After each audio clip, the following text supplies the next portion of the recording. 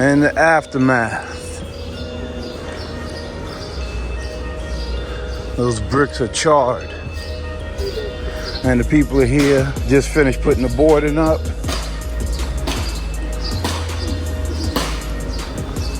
Wow. Morning, how you doing?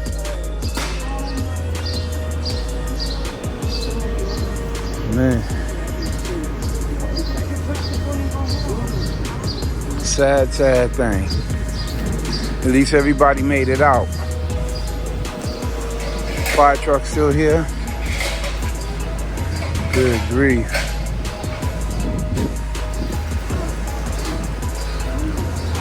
Good grief.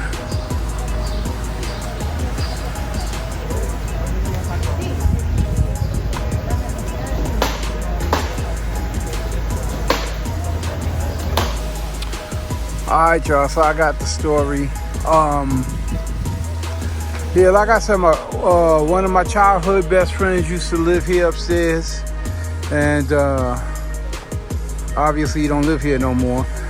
New neighbors that I don't know. But what happened was one of the guys had a e-bike.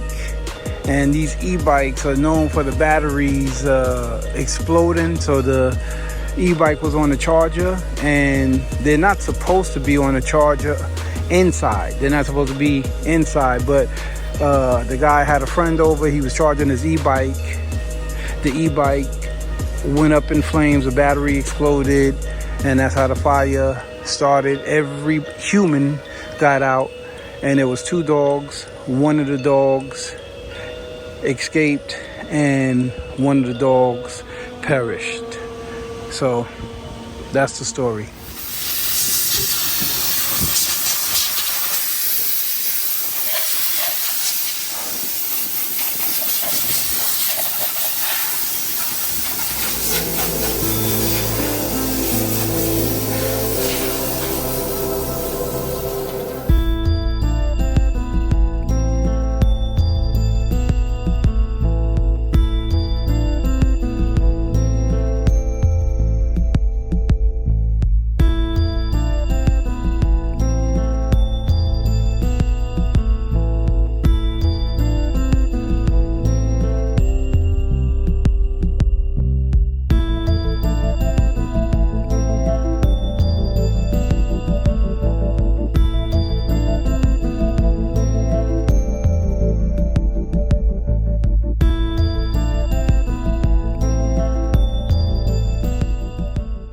So as of yesterday, we have officially finished the body work on this car, on the 325i, 1987. But come on, let's go talk. So, as of yesterday, I get back from my trip from New York. Great trip, by the way. Visiting my family, haven't seen my moms in a year, but enough of all the personal stuff. Now on to more personal business stuff. Personal for me, business for me, but let's just get into it. So El Jefe gives me a call. He's like, I got to talk to you. And I'm thinking another customer may want to bust his head open or something.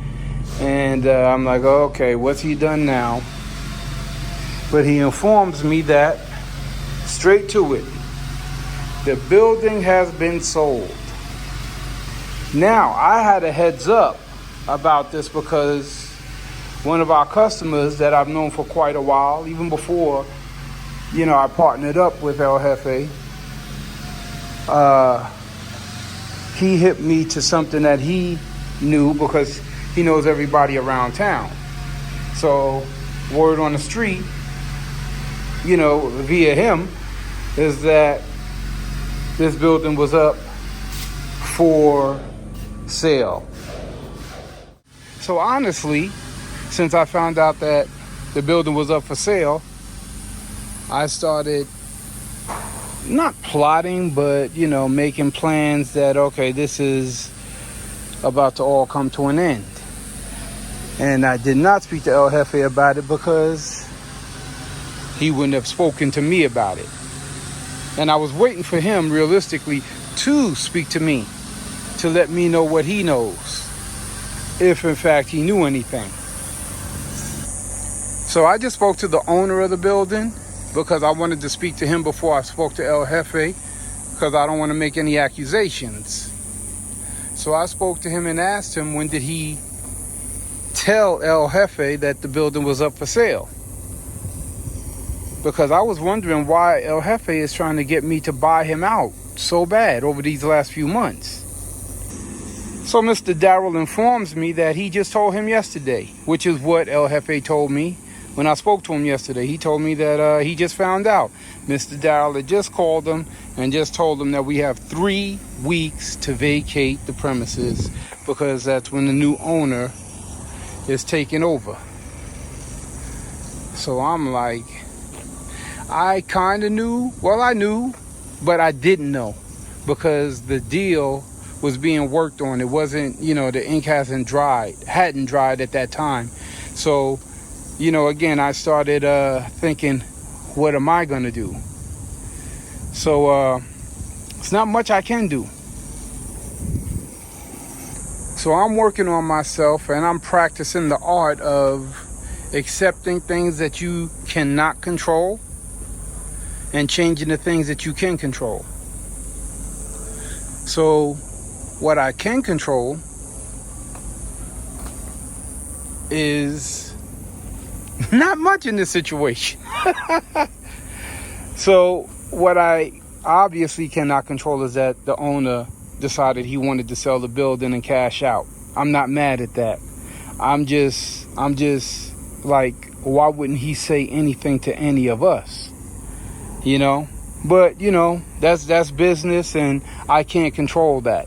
So I cannot stress myself out about that. So if you guys have any ideas, leave them down in the comments. What do you think I ought to do from this point on? Because as you see, I have 4 vehicles, 4 non-operable vehicles in this shop with nowhere to take them. That needs a ton, and I do mean a ton, of work. So what do I do with these vehicles? Where do I bring these vehicles? Now, if this ain't stuck in a bind, you tell me what is. But again, hit me down in the comments. Let me know your thoughts. Where do I go from here? What do I do? All right, so here with the 325i, trying to get all of this tape from around the edges. We got like half of it done, but we're trying to get the other half done. It's the little parts. Well, we got more than half, okay, because Amato just got sick and had to be rushed to the doctor. It's so hot out here. But yeah, I'm trying to get the little parts of the tape left on that the old man, Mr. Lupe, left. So I'm stuck on doing this by myself because I want to have this primered today. So the body work was done yesterday. Today it should be in the booth after we pull the Monte Carlo out. It should go in next, and this should be primered. So let's keep our fingers crossed for today.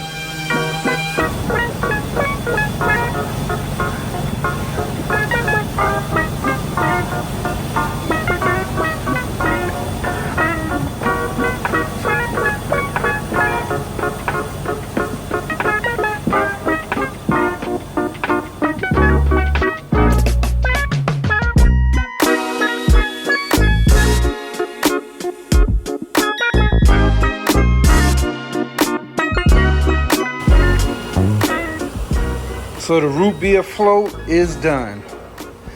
It was cleared yesterday. It's a little dusty, but nevertheless, it's done. Along with the front clip.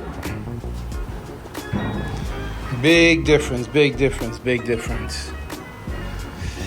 Yep, everything is aligned, so hopefully this time it will stay like so.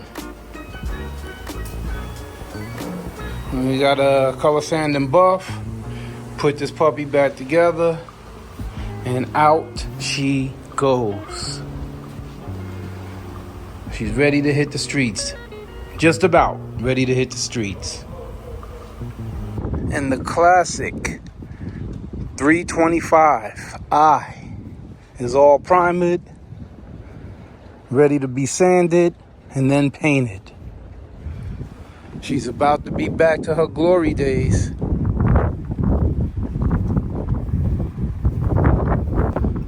All primed. Yeah, I can't wait till this gets some paint on it.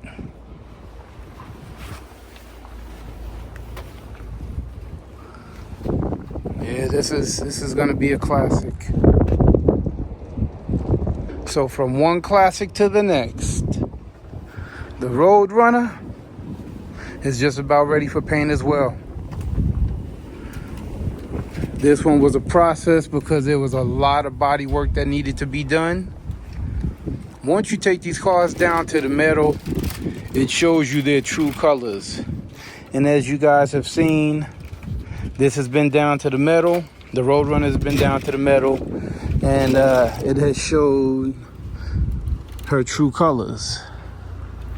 So there's a lot of body work that needed to be done. A lot more body work than we anticipated. But again, it's done, primered, need to be sanded and blocked, and she'll be on her way to the spray booth as well. So the 87 Monte Carlo SS is about to have that bottom spray. The customer opted with going with the same color as what the car is going to be, and I'm not going to reveal that yet. You guys will see very shortly the color of this car, but we're going to do a special protective coating at the bottom, and then we are going to spray the body color over the protective coating at the bottom. So that's coming up very, very shortly as Alex is prepping the car for the undercoating. And here El Jefe is doing a sample for the 1985 Cutlass that's just about ready. This is a special color from Porsche. This color has been out since the 60s, and the owner of the 85 Cutlass picked this color. It's a very special color to him. So if it's special to him, it's special to us.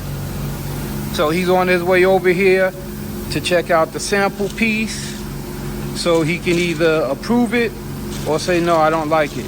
Approve, disapprove. Yeah, this looks different now that it's dried up a bit. This is a little while later, but it dried up nice.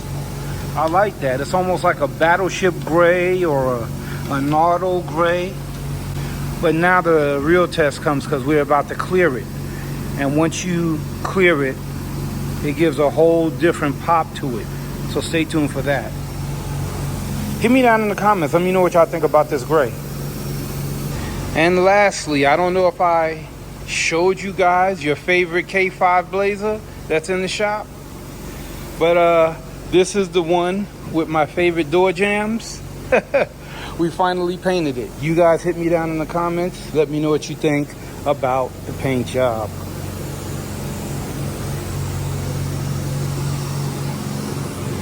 I think it looks mean. Me, myself, I think this looks mean. But my opinion doesn't mean very much. It's what you guys think. Let me know what you guys think about this K5 Blazer. And see, this is what I'm talking about. This is a brand new bumper. Amalo just sprayed it. I think this is the Golf, the Volkswagen Golf. And even with new bumpers or new fenders, new doors, a lot of them tend to have, little dimples and imperfections in them. which obviously have to be corrected because you'll see it in the paint.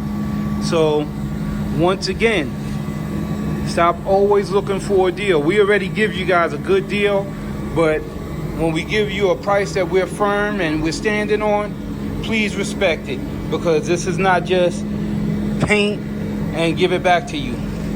This requires a lot of work.